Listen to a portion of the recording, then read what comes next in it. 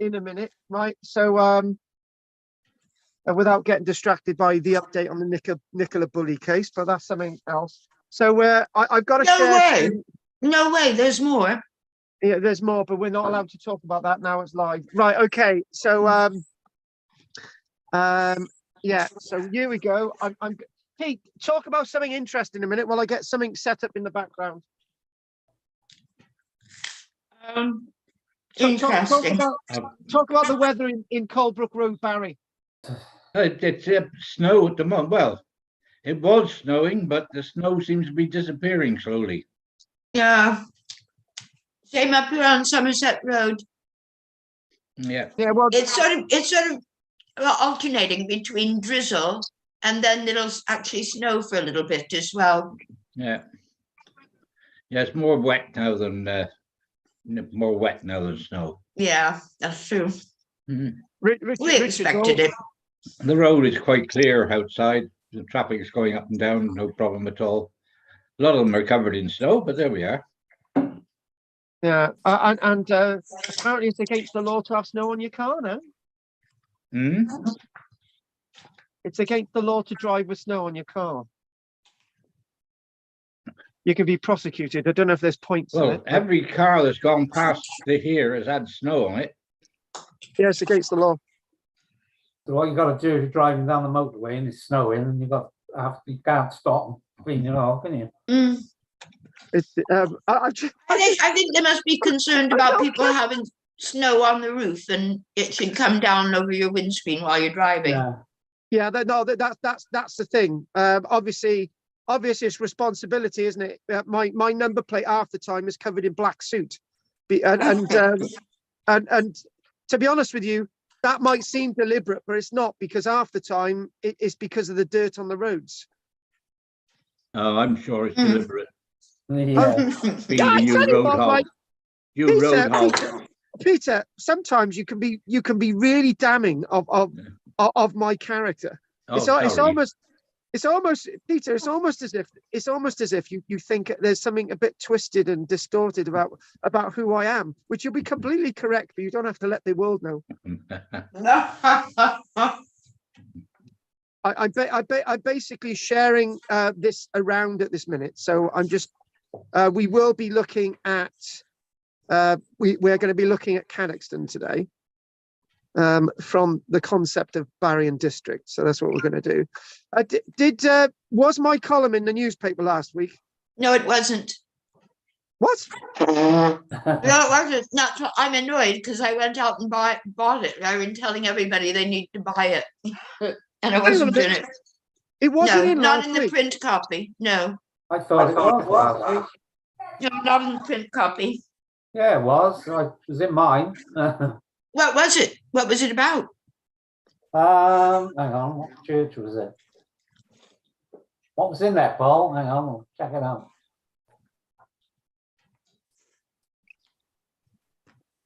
I'm sure it was in there. Well, the one I bought at Morrison's, no, definitely not. Yeah, well, I scoured it. Don't tell me they have other versions now. North County Road, was it? Yes. Yeah. Yeah, it was in there on a picture. Okay, I think you must have been smoking that wacky backy when you had a look at it. No. I read it in Morrison's coffee shop and was surprised I didn't see it. And I thought, oh, never mind. I brought it home and looked through it again. Oh, okay, fair enough. Anyway, I can't show you though because it's ended up on the fire. And that's going to be outlawed as well. You're not allowed to have wood burners in your house anymore. Oh, I've got a modern one though. It's clean burning. Oh, right. Okay, fair. Do you know what? All these silly things, all these stupid laws and all the rest of it. They can't stop us being people, can they? Oh, they're trying. They're trying. They try. Transhumanism. Is everybody poised now? It's 11:24. We're going to get started. We're going to be looking at the Barron District. And I'd just like to make a couple of announcements. I do believe Peter and Ruth, if you already have the money for these classes is now due. Is that correct? I don't know, is it? Yeah, the £24 for these classes. Have you paid it, Kate? Kate? No, I haven't right out of my head, but I will be doing it as soon as we finish now. I've got my Okay. card Paid reader you for out the other ready. one. Yeah, I know Only you just just paid have. you for the other one. Oh, Pete. When it comes to money, right? There's always a little bit of a kerfuffle in there. Yeah, Pete, you money, know? poor pensioner. Right, Poor pensioners. Yeah, Pete, you got to pay your 24 quid, otherwise there's going to be trouble. Kate's going to come over there and try to convince you to vote Donald Trump. Well, that's entirely impossible, yeah. So what we're going to do, we're going to try and get a background image, right? Oh, there it is. We've got that again. Don't worry about it. It's going to have to be the one I use forever. Right, so that about the money. The other thing as well is I wanted to mention, obviously, my Barron District column, we're only one away from its 100th, the 100th one. So, so I've been doing it since sort of January 2020, I think. Is that right? Mm. Yeah, I've been doing it since 2020. So with the help of everyone, including Richard and even Pete's been out to take a photograph, and Kate. We're on our 100th coming up. So I've got next week to do, and then the following week. So I just wanted to mention that Kate and I have been talking. Okay, so you just come up with any ideas sort of in the next few days. Right, I wanted to mention that we're going to be back doing live classes in Barry, right? Probably April sometime. And you'll be happy to hear that that a big chunk of it's been painted. There's a lot less clutter in there. And we're going to hopefully try to promote the class so we can get some more people along. So that'll be good. So what we're going to do today, we're going to be looking at Cadoxton Manor. And we're going to start off with something really weird from the Barry book, printed in 1984. And what's really weird before we look at the images is this: Cadoxton Manor alias East Barry. And personally, I would disagree with that. So what we're going to do, we're going to look at a little, hang on a minute. Everything's gone wrong a minute. Hang on. I've got to get back to there, get back to the moment. And here we go, back to meeting. Press the wrong button. If I share now, let's go to screen and let's start now. And we've got a few people watching online. That's great. So we're going to go to images and gallery. Oh, sorry. We're not supposed to be looking at Kylie Minogue, but Kylie Minogue apparently has had some great images taken recently. So what I'd like to do is I'd like to start with this image. And the strange thing is, if we go to this statement directly in the Barry book, this is actually from the Barry book. And this in the Barry book, this wonderful map is printed in the Barry book on page 60. If you clearly see East Barry there, and the Barry book then goes on to say Cadoxton Manor alias East Barry. Well, it contradicts itself. Because East Barry is marked there, and me and Richard know that that's East Barry marked on the map. Cadoxton is definitely not East Barry. Now, well, I'm not gonna put a line through this in the book, but I actually might. Yeah, there we go. It goes on to say appears originally to have been an extensive tract of about 2,000 acres. Now, that's quite a big area. However, I would say it's a little bit more than that, because if you look at Cadoxton as it is, and what I'm about to say, the 2,000 acres includes Merthyr Dyfan and Merthyr Dyfan as well. 2,000 acres. Well, we know that when the Barry Manor took over, their 2,000 acres was basically this area, stretching all the way over to Porthkerry. Is that 2,000? We know that's 2,000 acres. But I'd probably say that if we're looking at Merthyr Devon, Cadoxton, and including East Barry and Holton, that's probably a little bit more than 2,000 acres. Well, that's coming from my head.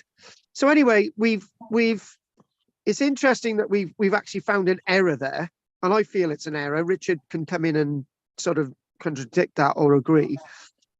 Its early sub-manor, its early sub-lords were the D. Mit der Horgild family, which is start again, D, which is Mitdehorgill family. Oh my good. Again? Mitdehorgill.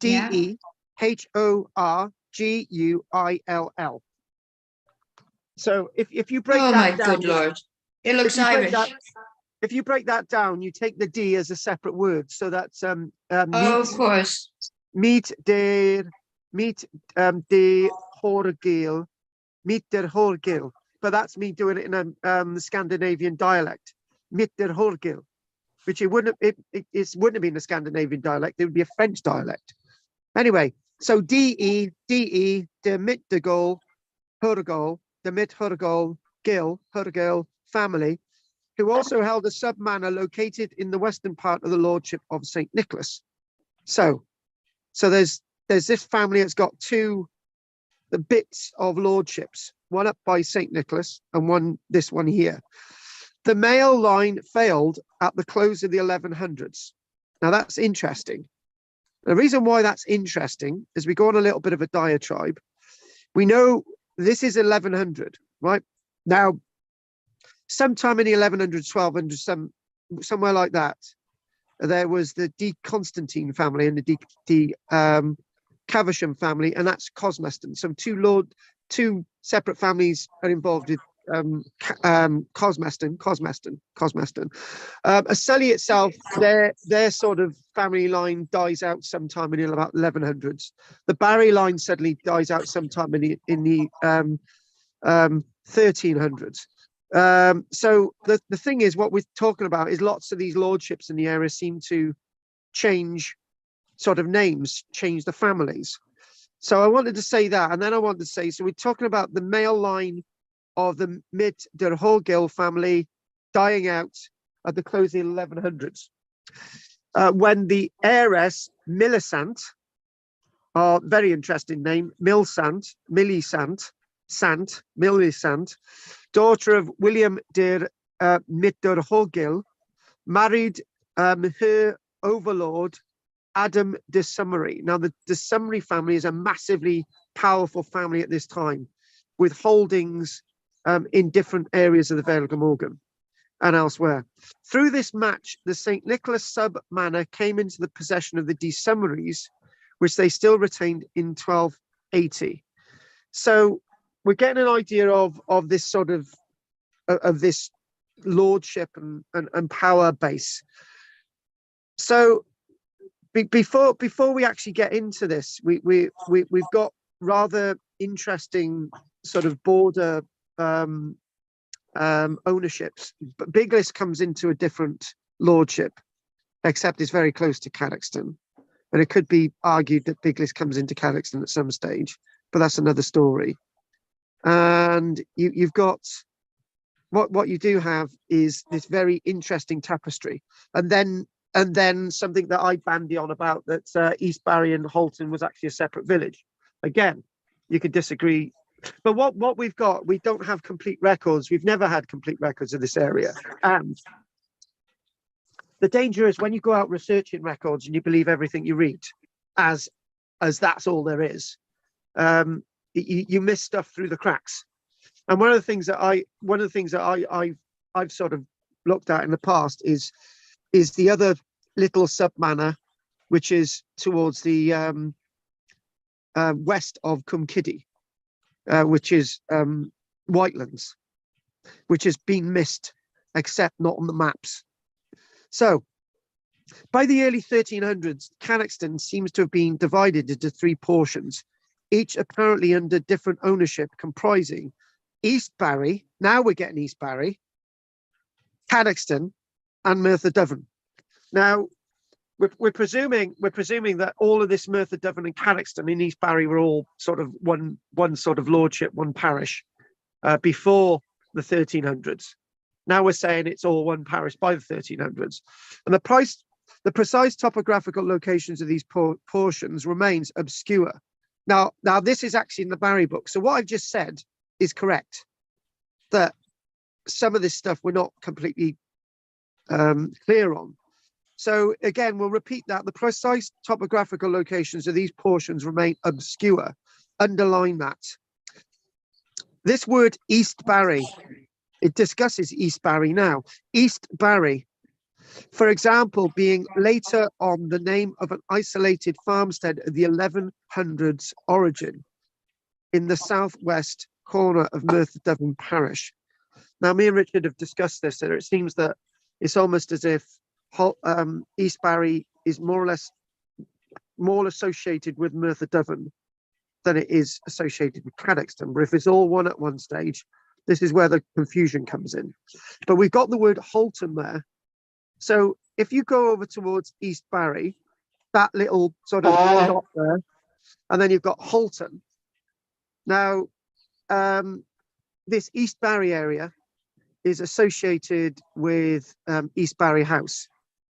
And Halton is a completely different entity. Both East Barry and Halton would have had its own harbourage, as does Cadoxton. Now, feel free anyone to jump in if they want to. Now, by the 1500s, and again, I'll mention this for anyone online, YouTube as well. By the 1500s, sources to refer to lands. There's the grammar's wrong. Sources referred to lands in Cadoxton. Put a line through that. In Cadoxton parish, extending as far east as Sully Moors, possibly the lands were intermixed throughout the two parishes. So this is rather interesting. That I think we might be referring to Merthyr Devon and Cadoxton as the two parishes that we're referring to, who were responsible for the moors there, which is actually, if we want to define the moors properly, you've got Cadoxton River there, all the way over to Biglis, and you go south towards where that line is, which is actually a trackway, which is actually marked on earlier maps. That line there is a trackway, not a parish boundary.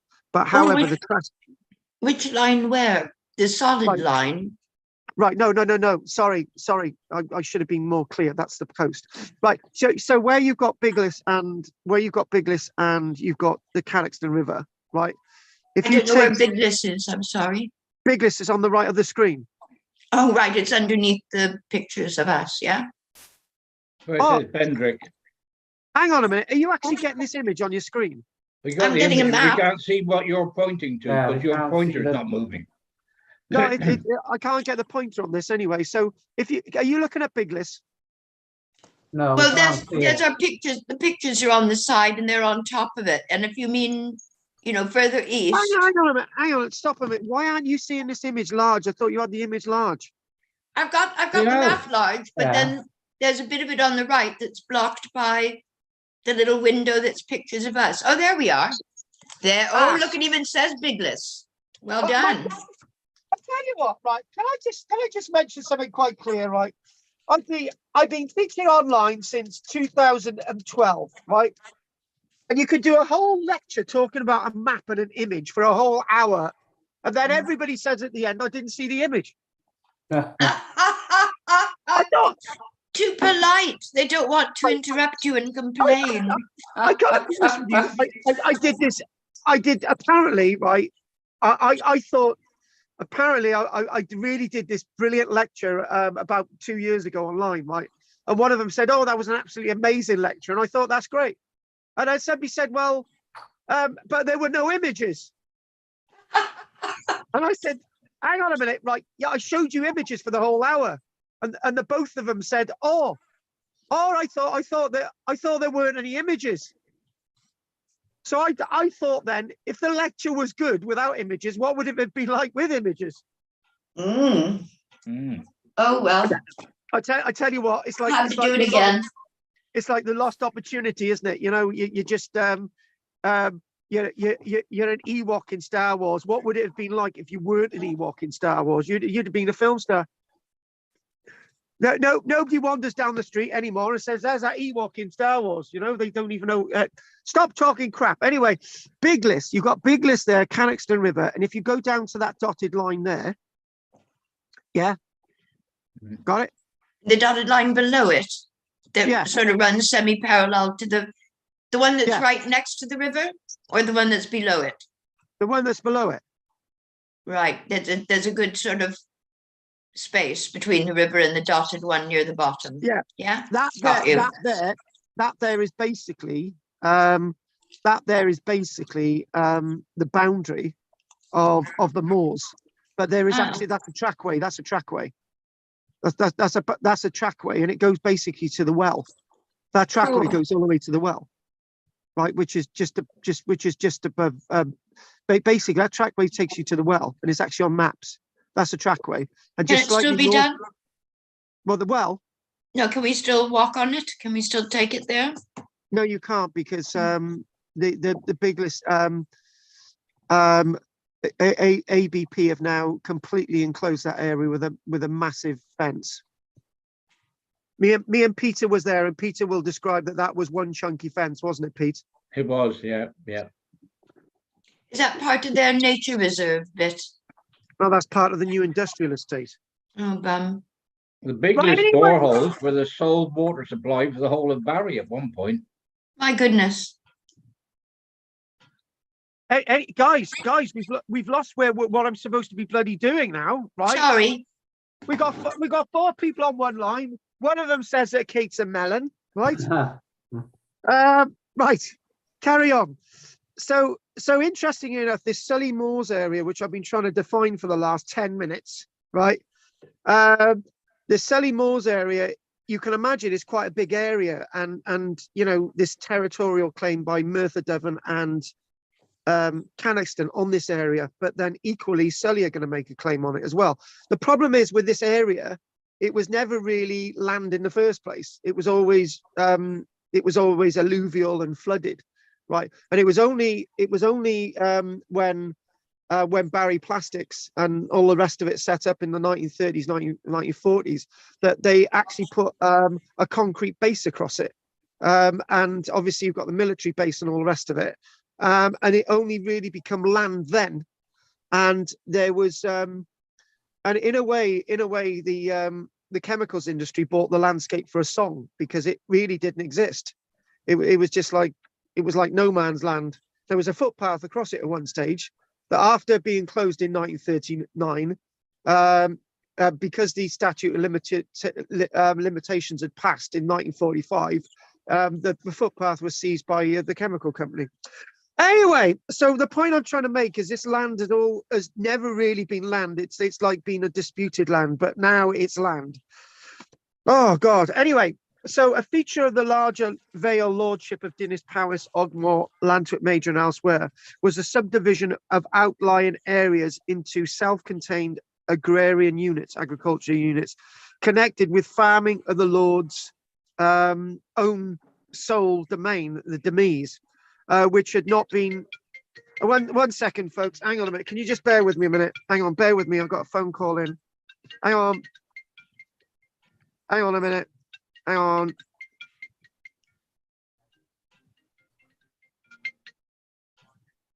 That's a pretty little sound of his phone, isn't it?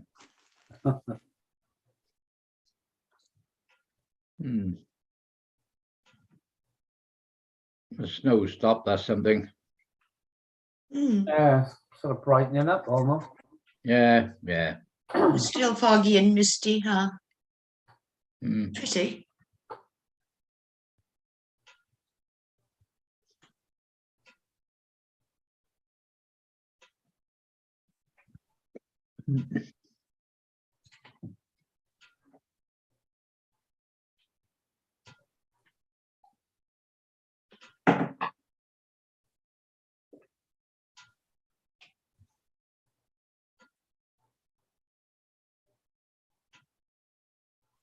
Right, I'm back again. I Yay. noticed you like my little sound on my phone, apparently. Yes, Cute. quite I musical. gotta be honest with you. I think in a way, are you looking at the map again? Yeah. Yep. Mhm. Right. Okay. So what we one of the things that we know about this sort of landscape with Cadoxton is that the ownership and the use of the land is quite complex.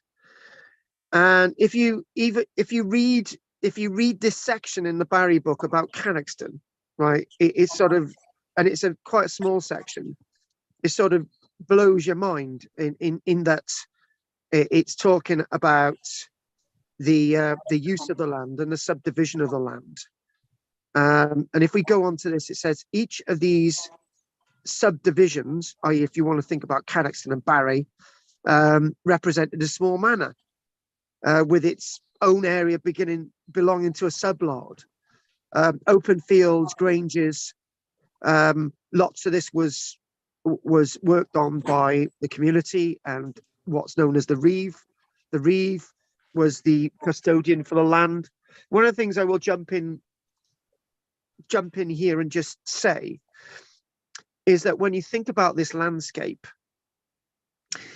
and the medieval structure of the landscape, if I want to explain this in the easiest possible way to get hold of, there was the king, there was the big lord, which was in our case, if you want to go really early and think about Robert Fitzhammond, and then you want to think about all these sort of sub-bigger lords like the de Summery family, and then you want to think about the Barry family, and there was almost as if there was another set of lords below the lords at Cardiff, and then below that there was another set of lords like the sub lords of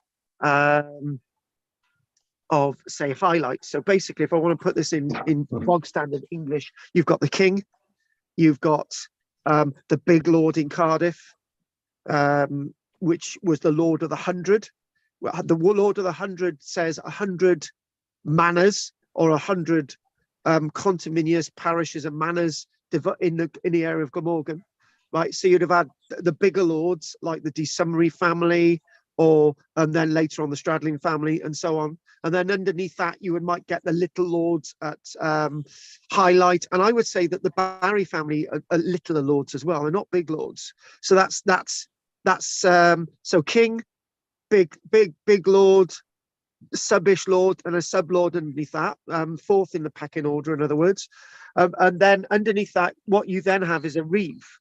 The reeve was the lord de facto. So say, for example, the lord, the sublord de Mit de Horgil in Cadoxton was away, which they probably would have been. There would have been a reeve that would have taken the task of being the one in control of the area. And the reeve basically had carte blanche. And what I mean by carte blanche is they could do whatever they liked. They set the law, right? They were basically the bailiff, the lord. They could kick you out of your land. And the other thing as well is underneath the reeve, your status, our status, as if we weren't free people were people who would have been living in somewhere like Lantwit or Cowbridge. They weren't lords, but they were like freemen. They were like they had a trade and so on. They were freemen. We weren't freemen. We were serfs. We belonged to the land. And if, say, for example, I'll use some bad language now. We pissed off the reeve, right? He could kick us out, and you were nothing. You weren't even vagrants. You were nobody. You weren't even sand on the beach. You were nothing. In fact, you were slaves. You would then go into another sublordship, and then they would say, right, are you a free person? No. Right, you're now ours. If you've been kicked out of your sublordship, right, you now belong to us. It's only akin to talking about what may have happened with slavery in other parts of the world. If you run away, right, then you're then taken back to the person that you belong to. But if you were thrown out of the land that you belong to, you could be seized by the person that comes across you. So, Kate, you now belong to me. Okay. Is it mutual? Yeah, well, no, I'm your reef. Oh, right. Okay. Oh, God. Scary. Yeah, exactly. But then again, I couldn't put up with your nonsense for too long, so I'll be handing you over to Pete. Right, but this was the system back in the day, and when for example I was working at Cosmester Medieval Village years ago, we had this sort of, this was installed into us as we excavated at the village, and it was quite scary that we represented as diggers. The same people that were actually being the ones controlled by the reeve. The reeve was a scary person. The word bailiff isn't, it says reeve or bailiff. He had the control. So back to the Barry book, such an arrangement, if we want to change the image a minute, we're going to just sort of we're going to use this. I love this image here, actually. So we're going to put this up here. This isn't Cadoxton, this is Barry, but it's sort of, it gives us a taste, right? It gives us a taste. I like this image. I'm using it, even though it's nothing to do with Cadoxton, but I'm using this, but because I like it. This is after the work of Howard Thomas again in the Barry book. Such an arrangement seems to have been the case with the lands around Merthyr Devon. Okay, here we go. Merthyr Devon, back to this. Cadoxton, and this is sort of the arrangement. There was arrangements. The landscape was arranged. And when we're talking about arranged, we're talking about the lord of the manor had his own land. There was common land. There was bits of granges. There were open fields, lands that you farmed. There was a great sort of division within the landscape. And there may have been another section to the community which nobody ever talks about. I wanted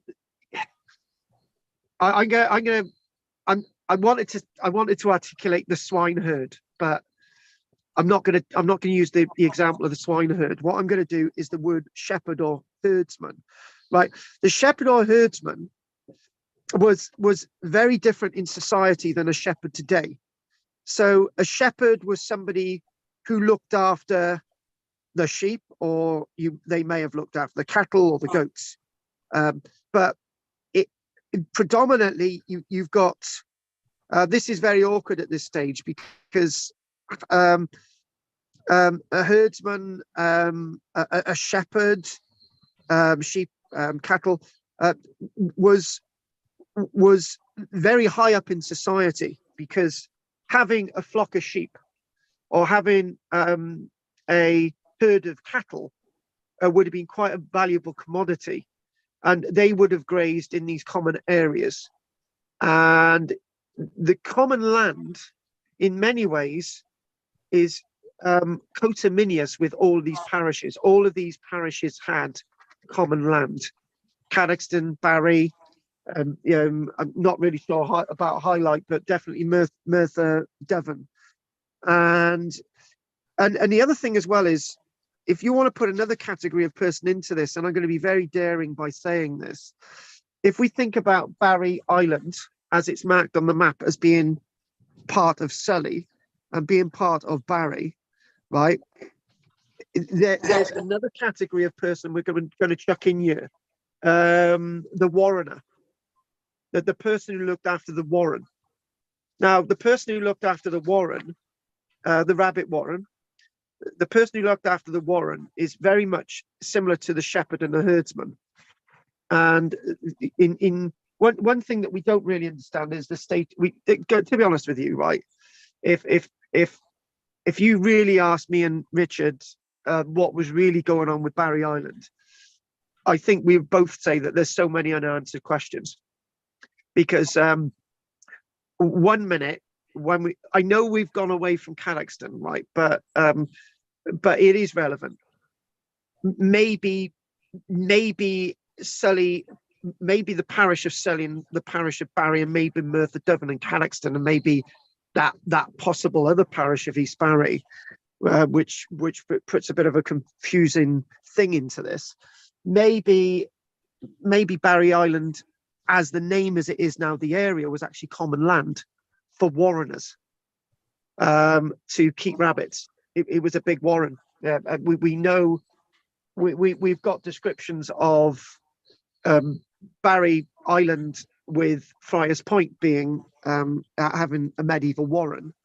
And if we want to go even further, if you want to go deeper into the name of Barry, right, means a hillock, or an island of hills, which might represent warrens. Now that's another interesting point that nobody ever talked about. So if you want to go back to what we're talking about again, we might think about this landscape as being a lot more complex, as it's written here, a lot more complex. So you've got different people doing different things. Now, if you want to look after 13, if you want to look after the year 1349 and go to 1360, when the Lords of the Manor at Cosmeston, the Lords of the Manor at Cwmkiddy, the Lords of the Manor at Barry, Highlight, not really sure what's happened in Merthyr Dyfrdwy and Cadoxton. They're gone. So what's happening is the landscape moves over to these people who are keeping the sheep, the shepherd. So the shepherd becomes very powerful within society. I don't know if any of you have ever thought about that, but it's sticking out like a sore thumb at me as being like an elephant in the room now for us today. And when you think about it, if we go back to this image here, much of the land in Barry and Cadoxton isn't great agricultural land. It's very clayey. It's not the best to farm. And this is why we mentioned about that diatribe with Barry Island then, that we mentioned that, you know, it's a warren because it's very sandy, and it's that sort of, it's that genre of trying to understand the missing gaps in history. That may be one of the missing gaps. I don't like to lecture you, but I just want to. The warreners would build a warren for the rabbits in the 12th century. They certainly would. And Barry Island, Peter, is perfect. Yeah. And they built them on Platholm Island, Sully Island, and Steepholm Island. They built warrens for the rabbits. I didn't know you guys would be that interested in rabbits, but we are. And one thing, Peter, is that the warrens are very strange things, Peter, because many times in archaeology, I've got a copy of Glamorgan Volume 1, Part 1, and this looks at lots of in regards to the Mesolithic, the Neolithic, Bronze Age. And then what you've got Part 2, which is actually looking at the Iron Age. And the problem is, when you get to the Iron Age volume, many of the sites that they describe as being Iron Age, or even in this book that they describe as being Iron Age, are actually warrens created in the medieval period. Because they, like pillow mounds. Now that's a really interesting one. There's pillow mounds. I'm glad you mentioned this, Peter. There's pillow mounds on Dunraven Point, Toynagrach, the headland at Dunraven Point, and there's pillow mounds there. So I can remember probably making the little mistake of being really enthusiastic one day and charging down there and thinking, oh, these pillow mounds are actually Iron Age. They weren't. They're medieval. So, and the interesting thing as well, Peter, is that the landscape of Dunraven Point is very, very similar to the likes of Barry Island, and we can really get an idea, Peter, of those great mounds that were created for rabbits.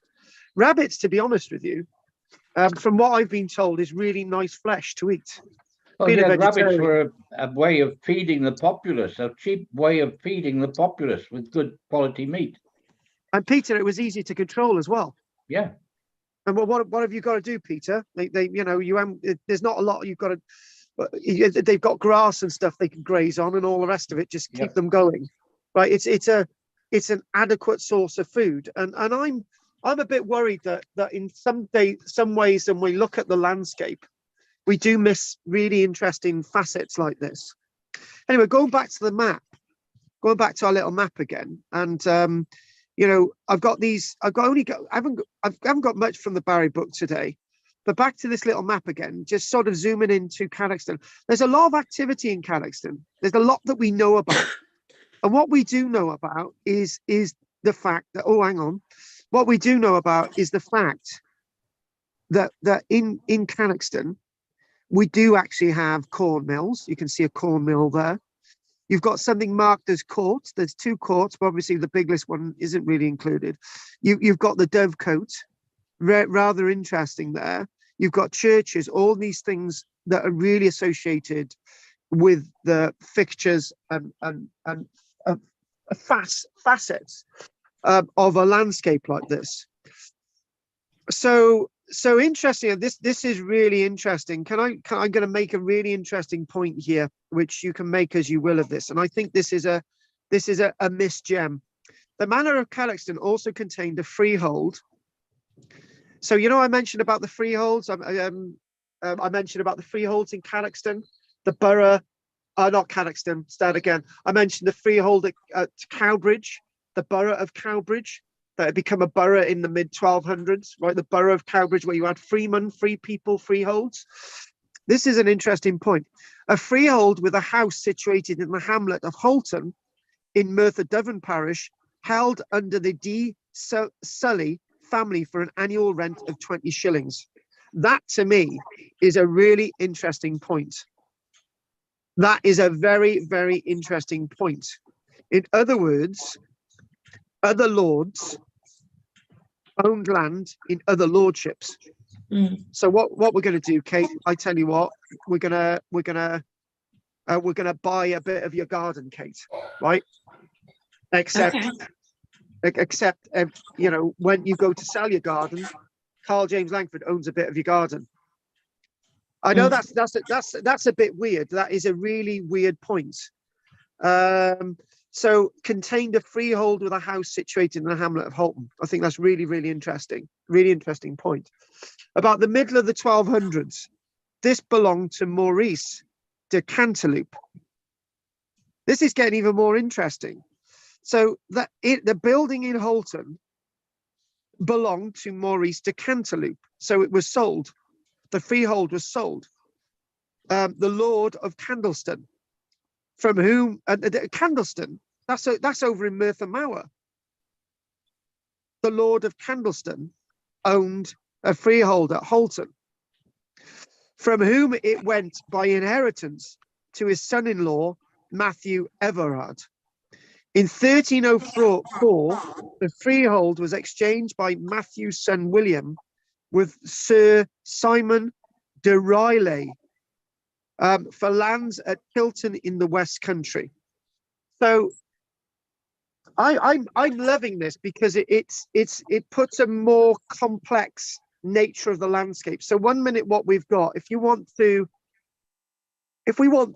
think of this as all one landscape, sort of Cadoxton, Merthyr Devon and Holton and East Barry as all one landscape, which we're doing. And we've got bits of the moor at times when it's low water level. And we've got Barry Island, we mentioned the Warreners and so on. And now we've got freeholders in this landscape. The name of the former owners was perpetuated by the name Everard's tenement in rentals until the end of the 1500s. So you might think that that's where we get the word Everard Street in Barry. Bingo. Honeymoon Avenue. Have you got direct experience of that, Pete? That's what we called it. Honeymoon Avenue, eh? At the end of the 1300s, the manor of East Barry with Cadoxton came into the hands of a family called Andrew, the Andrew family, who arose from unknown origins in the late 1300s and 1400s, when they bought a number of small freeholds in the parish of St. Andrews, Charleston, St. Athan, Porthkerry, and Barry, a freehold in Barry. Now, this is rather interesting because this is really interesting. This tells us of what was happening after the disaster of the plague in 1349. In other words, people's connection with the landscape changed. It was no longer like this sort of, when I talk about the medieval period, I got like a little bit of a tingle on the back of my neck. And what the medieval period says to me, it says king, big lord, sub-lord, lord underneath him. You've got bailiff and you've got medieval serfs, right? We've mentioned the freeholders, but that's all before 1349. After 1349, the world changes. Everything changes. I said that the sheep farmer gets the shepherd. Yeah, but a sheep farmer, the sheep farmer. The shepherd has status because what happens is that the shepherd replaces the population within the landscape with sheep. So in other words, lots of people dead, even lords of the manor, the shepherd becomes the big guy. And maybe the shepherd wanders around the landscape or lives in a little house or whatever. Yeah. So this also is connected with these other families buying bits of these parishes. They buy bits of parishes. So when you look at the Romilly family buying the Barry parish in the early 1800s, there were freeholders within the parish of Barry. So in other words, the Romilly family didn't own all of Barry. That's a really good point, because we've just mentioned it. We just talked about it. Nobody could have owned the whole area because it was no longer one. The parish did not belong just to one person, but a bit belonged to the church, by the way. So everything had changed. So the family perhaps originated from the north of England, for in 1593, one of the Andrews of Cadoxton delivered, for genealogical purposes, some of his ancestral evidences to the York Herald, namely a deed of 1425 and an ancient heraldic seal inscribed, the seal of Andrew of Camberone, Knight. Their arms consisted of 3 bars, rings a bell, and bear a close similarity to those of the D. Sullys and the D. Barrys. So in other words, there's something going on. There's some link going on. There's some sort of connection and ownership of the landscape in people's minds, owning the landscape using some of their facets, using some of their sort of coats of arms ideas and so on. It's all sort of linked. This great connection. People want to belong within this landscape. The earliest Glamorgan ancestor was certainly John Andrew, 1362, who was resident at Roos, so a freeholder, in the lordship of Penmark, where he had a house standing upon a substantial freehold, the site of which later became known as Roos Castle. Again, this changes everything that we know about the landscape. Now, it goes back to my days at Cosmeston Medieval Village. When we're at Cosmeston Medieval Village, we always talked about these poor little serfs, right? And the lord and the bailiff. What about a freeholder in Cosmeston? Maybe a freeholder owned a little house in Cosmeston. Somebody owned a little house in Cadoxton, East Barry. It's really interesting that it's not as clear cut as we used to think. This John Andrew was also leasee for life of the manor of West Barry. Right, okay. The manor of West Barry. Okay, now this was in the late 1300s. This is when Barry is no longer belonging to the D. Barry family. In the following generation, there was a William Andrew, sometime in the early 1400s. the date is a bit vague. Now designated as of East Barry, which seems to show that the family had lately obtained that manor. So somebody's now starting to possess the landscape. In 1478, a William Andrew of East Barry was witness to a Cogan deed. Very interesting. Cogan, near old Cog St. Peter's Church. And Nicholas Andrew and Joan, his wife, were living in 1480. Their son John was lord of the manor of East Barry in 1503. Ah, hang on a minute. What does that say? Their son John was lord of the manor of East Barry in 1503. Now, is that East Barry as East Barry on the map, or is that East Barry as Cadoxton? Do you see the problem that we're getting here? Yeah. There's so it's. Do you see all that? It sounds very confusing, and you start to see that what I discussed at the beginning. This here, we'll look at this. Cadoxton Manor alias East Barry, right? And I dismissed that. You've got East Barry there marked on the map as somewhere different. In the text, it's talking about maybe East Barry with Cadoxton, right? And then you go down to this bit, it actually says the manor of East Barry. Is that East Barry is separate to Cadoxton, or East Barry as Cadoxton? You see the problem that we've got.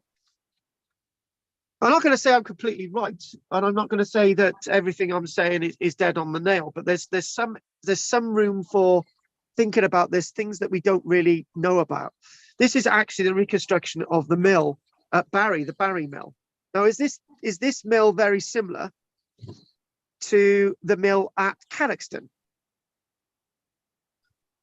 We don't have an illustration of what the mill at Cadoxton looked like, so we're going to use the illustration of the mill at Barry. But this was obviously well gone by the 1300s, we do believe. By 1316, we're told that it was burnt down by Llewellyn Bren, but that's something else. Howard Thomas absolutely hated Llewellyn Bren because he burnt down his mill.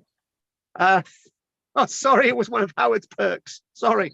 Cadoxton, together with a third portion of St. Nicholas, is returned in Beaucamp's survey of 1429 as held by a Thomas ap Watkin, acting probably as a cleric trustee of the Andrews. So, right.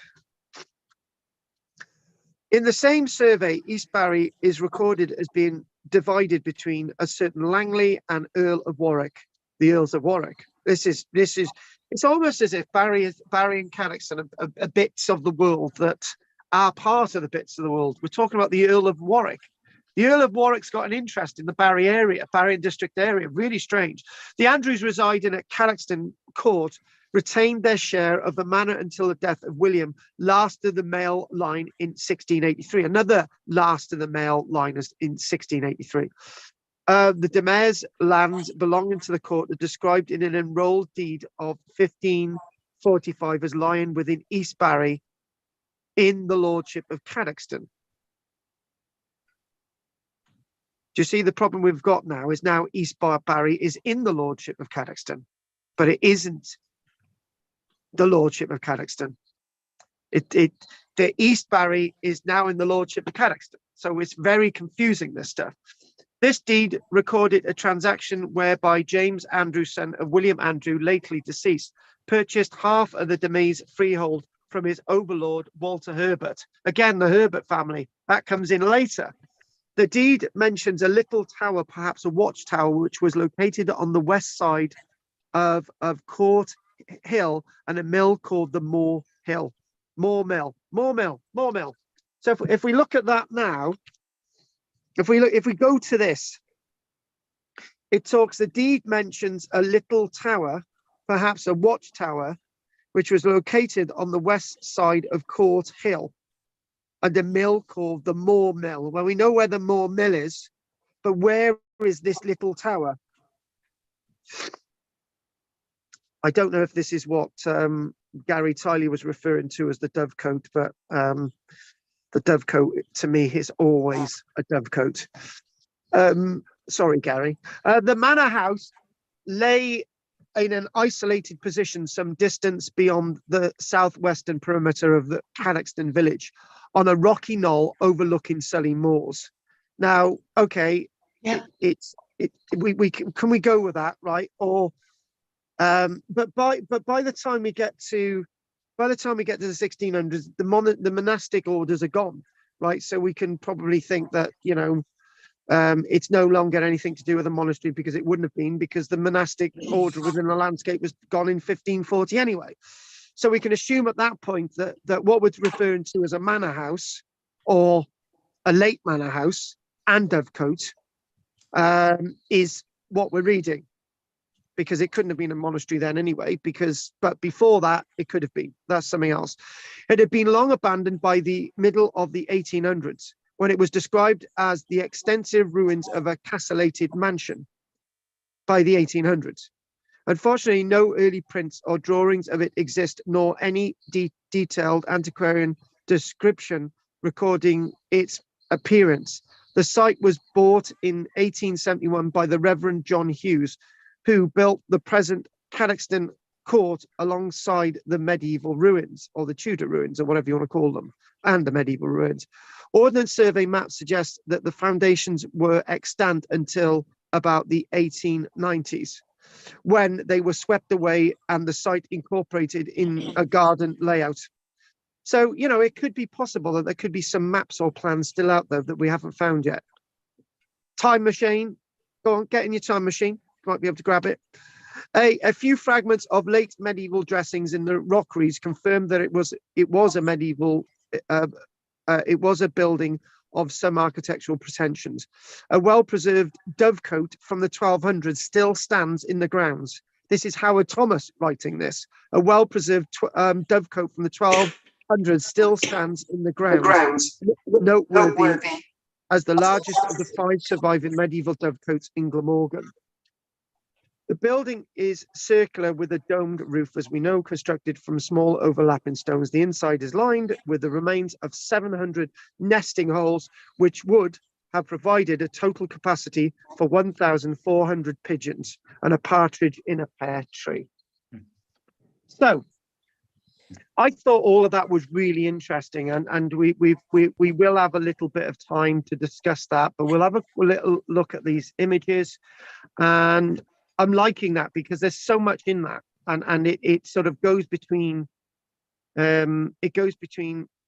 East Barry being this, East Barry being that, East Barry being part of Cadoxton, and the next minute, you know, is part of something else, and you've got freeholders, and it, you know, Kate, I don't know if it's you, but I don't know if I'm going a bit nuts, or whether these feelings inside me. I feel that suddenly in 1349 the world changes. It's like. Of course. Actually, what made me, it was funny. I had a moment when you were telling us, reading to us about the family freeholders that were buying up this, that, and the other. Yeah. All over the shop. And I'm thinking they probably robbed the dead to do that. Do you know what I mean? They're probably nobody and came from nothing. It would be that easy to do that kind of thing under those circumstances, wouldn't it? Run off with the silver. You could easily go in and basically say, well, this is mine, you know, or there's a link to this there's that as well. and whatever. Yes. And the other thing as well is, I don't know if somebody else, Richard was trying to say something there, but I'm going to say this, you know, there's a certain thing in law at this minute. If you find a little tract of land and nobody owns it, or you think nobody owns it, and you put a fence around it, you put a little notice on it saying, this belongs to me and my phone number. If nobody challenges that after, the law is different in different areas, but if nobody challenges that within 6 years, that land is immediately yours and you can register it. And by about 10 years, right, you own it. Now, nobody is going to be in their right mind to be able to challenge you. No, nobody's going to be running around the landscape saying, oh, you know, you don't really own this, right? Nobody's going to be able to do that. And the other thing as well is, I don't know, I don't know if it was one of you naughty people who told me this, who've got a little bit of land in Barry, who said, "Oh, the stream has dried out. Now I'm going to sort of make it part of my garden and extend my property." I don't know if it was one of you guys. Somebody in one of my classes said this, and don't make yourself known. That's what they did. They extended their property. The riverbed had dried out, and they decided, "Oh, no, I'm going to have that. It's mine." What's saying that they didn't do that back then? What's saying they didn't do that back then? You know, when we think of Cadoxton, we always think of this massive mill and this huge thing, and maybe it just looked like that. It's fine. We don't really know much about the mill in Cadoxton. We know one existed, maybe two existed. This is rather interesting as well. This little chart. Now, 1254. If we want to go to 1534, what you do see is quite absent. By 1291, Cwm Cudi disappears.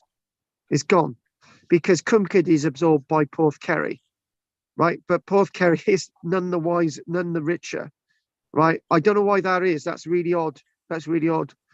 And then by 1534, Barry, Highlight, and Cwm Cudi disappear. Now that's basically probably because you've got like Barry with Porthkerry, that type of thing. So the wealth of Porthkerry sort of increases. So we can look at those facts and figures there. But throughout this, Merthyr Dyfn's always on the map. It seems to be quite consistent. Cadoxton is a rather interesting figure there. And you can see that the wealth figures don't seem to really increase. There's no sort of, you know, it's not, you know, inflation and all the rest of it. Everything seems to be quite sort of happy going on for like 300 years, unlike today's modern society where you might be on a wage in the 1980s of £1 an hour, and now you're on £15 an hour, right? Nothing like this really happens back then. And again, if we're thinking about Cadoxton, the wealth of Cadoxton is higher in 1254 than it is in 1291, right? That's the sort of taxation wealth, and Barry doesn't really seem to be as wealthy as any of the other three above, except for Merthyr Dyfn in that moment there in 1291, and I like where we've got facts and figures here, where we're talking about, and also when we're talking about these wealth figures, I would have loved to have had the figure for 1380 or somewhere like that. So that would have given us a downpan of the effect of what's happening, and it's like Barry and Highlight would have just basically ceased to exist as an operational unit. Barry was probably just an area of sheep farmers. I suppose the tax collectors were well disrupted by the plague as well. Oh, bloody hell, yes, of course they were. So this is rather interesting. I don't want to do much about this today because it's like, you know, what's happening. If you want to look at those lines that face towards the right, the diagonal lines towards the right, these are the dates for the 1300s, right? Nothing's going on there in the 1500s with Barry. There's a lot going on with St. Barrack's Chapel in the 1300s. There's a lot going on with Highlight in the 1300s. Nothing going on with Cadoxton in the 1300s, and nothing going on with Merthyr Dyfn in the 1300s. But if we actually take the other line there, that the 1400s there, this is after the plague. Right, the 1400s is after the plague, 50 years after the plague. So what we've got nothing going on with we've got the porch going on with Barry in the 1400s, right? 1500s. Look, nothing going on with St. Barrack's in the 1400s, and nothing going on with Highlight in the 1400s. Right, rather interesting that. And look at that there, 1400s. Go back up there, Cadoxton, complete rebuild in the 1400s. And again, 1500s. 1500s. 1400s there. No, 15th century. They're going from That's no diagonals. 15th is 1400. 15th. Yeah, in the century. Yeah, sorry. Yeah. Oh, Richard, stop it! Oh, he wants that trips us all up. He's been around Peter too much. He wanted to do something to trip me up. No, back to the 1400s. It's rather interesting. We've got a complete rebuild of Cadoxton Church in the 1400s, and it really tells you of the wealth in the 1400s. And it'd really be interesting to get those sort of tax collection sort of things. And basically, if you go back to the Richard's 13th century, which is the 1200s, there seems to be a lot of wealth. Because you're saying the 1300s, but on all the diagrams, you're saying what century it actually is. Yeah, but the 13th is the 1200s. Yeah. Richard, what are you on about? The diagram that you're showing on the maps is all. So the 14th century is the 14th century. The 14th century is the 1300s. Yeah. Right. Right. Richard? What is your point? Well, you're going from one to the other. Yeah, no, I can't. Oh, right. I can't. My head can't digest 15th century. Yeah. I can only do 1400s. I can't. You know, the problem is when you're given a presentation like this, Richard, as you know, when you're saying 15th century, people have got to calculate that in their minds. So when you move on to something else, they're still on that calculation. So that's why I always change it to 1400s before we go any further. So okay. So, and then the interesting thing is by the 16th century, which is the 1500s, Richard. Yeah. Shut up. That's rather interesting. That I'm finding something rather interesting here. That when we got the 16th century and we've got the 1500s, somebody adds a porch on to highlight. And obviously we've got more building at Cadoxton, and we've got more. There's a tower built at Merthyr Devon, right? But by the 1500s or the 16th century, Richard, the porch at Highlight itself is being built simply because there's no longer a village at Highlight, and who's left at the manor house has decided to use the church as their own personal sort of church, their own personal chapel. But after the porch is built, the church more or less falls out of history. It then, by sometime in the 1500s, the church actually falls into disrepair. So it falls out of history. Oh, and then finally, I wish I hadn't done the churches now. Richard really wound me up. So I'm gonna say this, that and the reason why I've used this illustration to sort of illustrate Cadoxton is that you've got rich farmland there. And this is obviously, you know, where Coal Farm is and all the rest of it. Yeah. And you've got scrubland here. You've almost got scrubland everywhere. And this is very much what Cadoxton looked like as well, where you had a lot of scrubland, a little bit of farmland. And this is the illustration by Howard Thomas from 1340. But obviously by the 1500s, that again, by the 1400s, the landscape of Cadoxton and Barry would have probably been mainly sheep farming. It would in fact probably been completely sheep farming. And even though we don't have any snow here, the wind is extremely scary. So I'm going to probably stay on for another 10 minutes, and I've got to get an eye on the animals. So what I'm going to say is I'm going to remind you that Carl, I got to go. You got a problem, have you? Yeah. Okay, Peter, I'll see you soon. Take care, Peter. Oh. That was quite strange. I hope he's all right. Right, okay. Right, the small group of us. Is he alone? He's not alone, is he? Yeah, he's alone, yeah.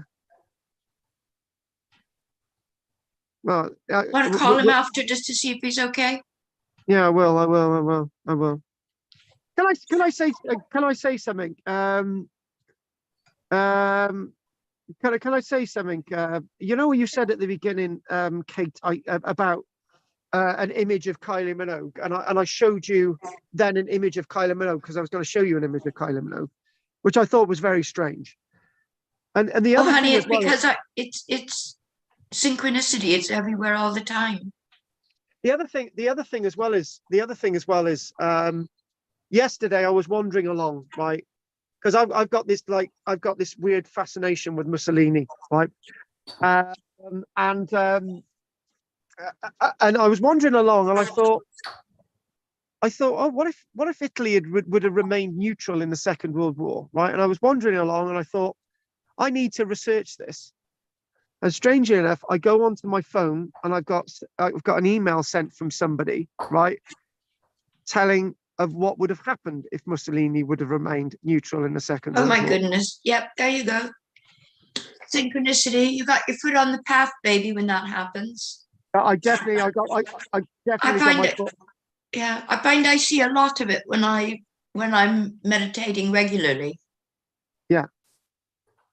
I expect it's there all the time. You just notice it. Yeah, exactly. It's amazing. It's amazing. Mm. Right. So guys, what I'm going to do is obviously Barry class in the near future, right? And but the only way Richard's going to be allowed down there is if he brings his new chair. Ooh la la! Is it a sports coupe, my dear? The problem is Richard had this new bloody chair and he's hardly frigging used it. We want to see it. Can we put decals on it? Can we put stickers on it? I already bloody have, but Richard don't know. Right. So right. Okay, Kate. So anything you want to add, babe? The only thing I wanted to add is when you were reading to us about the court, Cadoxton Court, I suppose you could call it, it said that it was done up with some pretensions in the 1500s or something, yes. Yeah. And the thing is, that was when Sir John Popham had it. It was gifted to him by the Crown. I don't know where they got it from, but he's the chap who signed a death warrant for Anne Boleyn. Bloody hell. Yeah. And I'm not sure if it and Mary Queen Scots, I think the both of them. I don't think he ever lived there, but he sort of did it up, I think. The thing is, most of these people didn't. They just didn't. It was like it was just wealth. It was a bank account. Why would you want to live in Wales anyway? Richard's got a bordello in Spain, right? And he's going over there. He goes over there every week. He doesn't actually live in Barry at all. You know, and the reason why Pauline was wearing white is they'd just come back from a Caribbean cruise. Yeah. Ooh la la. And Richard, lovely. Right. Anything else you would like to say, Kate? No, I don't think so. Thank you. That was fun. That was fun. A bit of controversy there. Richard, anything? Oh, Richard's going to say something, I'm sure. No, I'm happy enough with that. No, it is. It's really complicated, though, the way the things took place then, you know. Of course. And some of these properties may have changed hands as gambling debts, or, do you know what I mean? A return for a favor, or there's all kinds of reasons, not just being married into or acquired by marriage. Would you agree? Oh, no, I'd completely agree. You know, when you think about, we want to make it simple, you know, but it's not as simple as that. And even when we talk about the dissolution of the monasteries, you know, we talk about, oh my God, you know, they were the monks, abbots were treated terribly.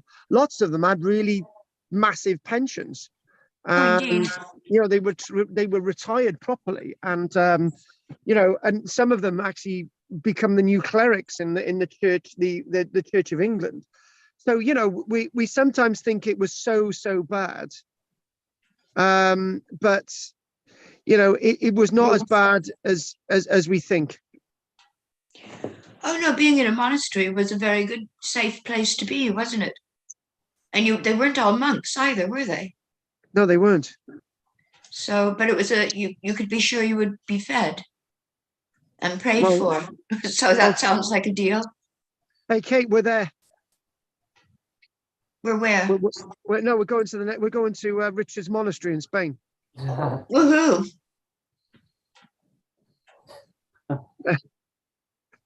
I was going to say something else about Pauline. I won't say she's the Virgin.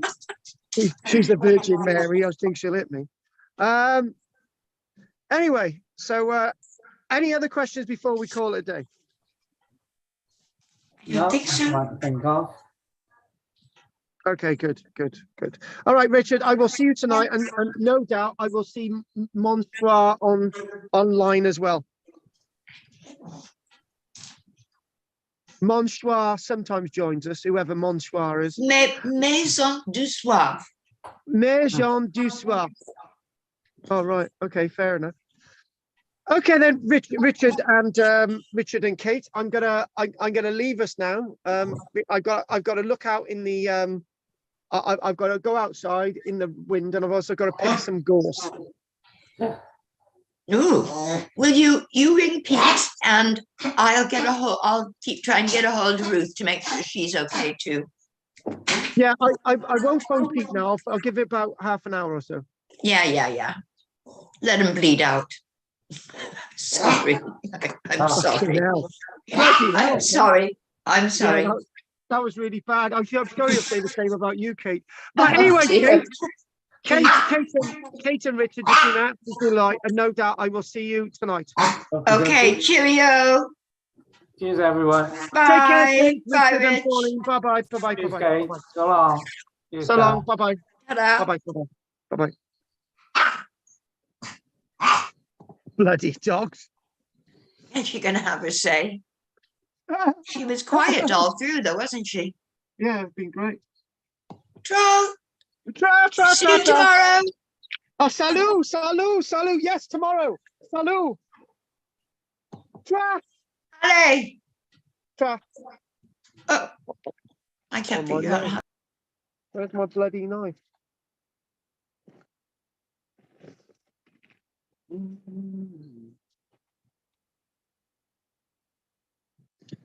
Thank you for anyone watching online, and thank you for staying the course, and don't forget to like and subscribe. I'm just going to check my chat. Nobody puts anything in chat on here anymore. Close. Thank you very much, and salut. Don't forget to like and subscribe. I'll get this altered one day. It's stuck, the back image. Bye.